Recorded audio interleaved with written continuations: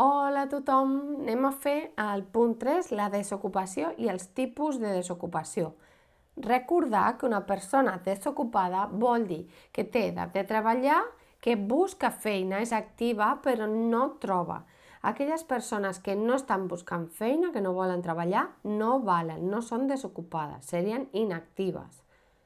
Aquí us porto un gràfic d'Espanya. Com podeu veure, el 2020, quan va començar el Covid, va pujar moltíssim la tassa d'atur, les persones que estaven desocupades, que són aquests anys que estan la gràfica més alta. Després va anar baixant i, com podeu comprovar, cada any sembla que anem una miqueta millor. Això s'hauria d'anar rebaixant perquè tinguem menys persones que no troben treball i que volen treballar. Per què una persona no troba treball? Tenim 4 tipus de desocupació. Tenim l'atur friccional, és a dir, tu surts dels teus estudis i tens un temps per trobar treball. Pot ser més curt o més llarg. Doncs aquest atur es diu friccional. O t'acomiaden d'algun treball i has de buscar un altre. Doncs aquest és l'impàs aquest. Després, l'atur estructural. Són quan no s'ajusten les demandes de les empreses a lo que el treballador vol o té. Pot ser d'una manera o una altra. Explico. L'empresa vol una persona llicenciada en economia que parli 3 idiomes, francès, italià i anglès, i que a més tingui un màster de tal.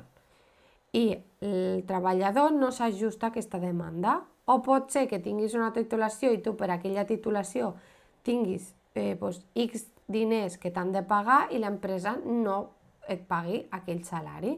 Llavors, aquests desajustes, aquests són atur estructural. I aquí us porto un gràfic on podeu veure la desocupació a Espanya cap al 2021-2022, depenent dels estudis. És a dir, com menys estudis tens, més alta és la taxa de desocupació. Això no vol dir que si tu només tens l'ESO no puguis trobar treball. Pots trobar treball tant d'una manera com de l'altra, perquè a vegades gent que té l'ESO troba treball i hi ha gent que està titulada i no troba. Però sí que és veritat que la taxa de desocupació, és a dir, les persones que no troben treball, és més alta quan no tens estudis. Un altre tipus de desocupació és l'atur estacional. Això és, per exemple, als hotels. No treballen tota la temporada o alguns no treballen, sobretot els costers. Llavors, aquests tenen un atur estacional, només estan a l'atur durant una estació o dues, depenent de com funcioni. I després, l'atur cíclic és que en algunes èpoques de l'any, com entra en una crisi, com per exemple el Covid, doncs és un atur cíclic. Vol dir que durant només aquell temps de la crisi, com hem vist al gràfic anterior, hi haurà una taxa d'atur més elevada.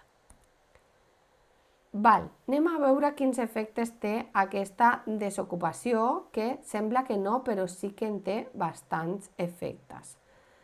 Primer, que si t'afecta com a família, a vegades has de patir situacions precàries, perquè no arribes al nivell que has d'arribar i poder mantenir bé a la família.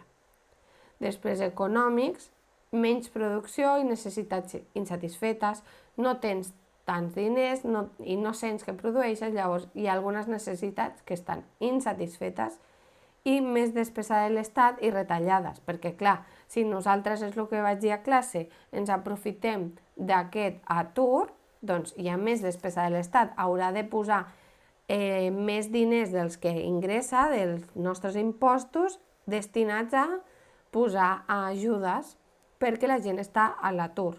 Si nosaltres treballem, produirem més i el país anirà millor.